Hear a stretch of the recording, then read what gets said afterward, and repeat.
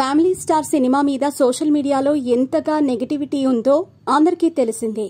ఈ మూవీ విడుదల కాకముందే యూట్యూబ్ లో పిచ్చి పిచ్చి థంబ్నెయిల్స్ కనిపించాయి. అప్పుడే సినిమా వచ్చినట్టు, రివ్యూ చెప్పేసినట్టు, సినిమా పోయిందంటూ రకరకాల థంబ్నెయిల్స్ కనిపించాయి. దీనిపై ఇప్పుడు సైబర్ క్రైమ్ లో ఫిర్యాదు చేశారు. విజయ్ దేవరకొండ నటించిన ఫ్యామిలీ స్టార్ మీద సోషల్ మీడియాలో పెద్ద ఎత్తున విమర్శలు వస్తున్నాయి. యూఎస్ ప్రీమియర్ల నుంచే ఈ నెగటివ్ టాక్ మొదలైంది. అయితే కొంతమంది యూట్యూబ్ ఛానళ్ల వ్యక్తులు మాత్రం సినిమా విడుదలకు ముందే రివ్యూలు పెట్టేసినట్టుగా థంబ్నెయిల్స్ క్రియేట్ చేసి నెగటివ్ ప్రచారం చేశారు.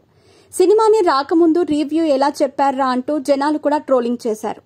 అయితే ఇలాంటి నెగటివ్ ప్రచారం చేసే వారి పని పట్టేందుకు విజయ్ టీం ముందుకు కదిలింది. విజయ్ దేవరకొండ హీరోగా నటించిన ఫ్యామిలీ స్టార్ సినిమా ఇటీవలే ప్రేక్షకుల ముందుకొచ్చిన సంగతి తెలిసిందే. రివ్యూలు, ట్విట్టర్ టాక్ ఎలా ఉన్నా కూడా ఫ్యామిలీ ఆడియన్స్ ఆదరణ మాత్రం గట్టిగానే ఉన్నట్టుగా కనిపిస్తోంది. నిర్మాత దిల్ రాజు థియేటర్ల ముందు మైక్ పట్టుకుని ఫ్యామిలీ ఆడియన్స్ రివ్యూని తీసుకుంటున్న విజువల్స్ బాగానే వైరల్ అవుతున్నాయి.